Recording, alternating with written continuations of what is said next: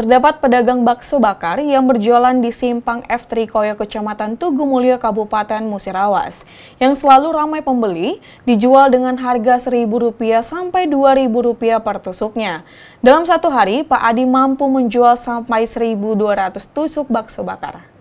Bakso bakar merupakan makanan ringan yang dibuat dengan bahan dasar tepung dan daging ayam, serta merupakan salah satu makanan ringan yang banyak dicari oleh masyarakat untuk cemilan.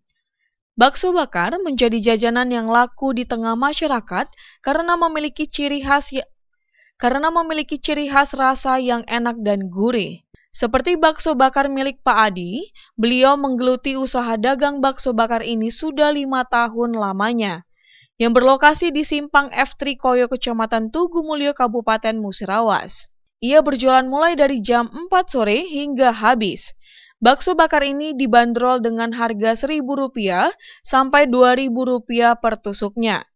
Owner bakso bakar Pak Adi mengatakan, dalam satu hari, bakso bakar ini mampu menghabiskan kurang lebih 1.200 tusuk bakso bakar, dan untuk omsetnya mencapai ratusan ribu rupiah per harinya.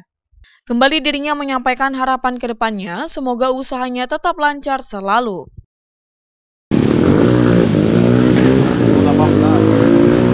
Untuk omset per harinya berapa, Pak?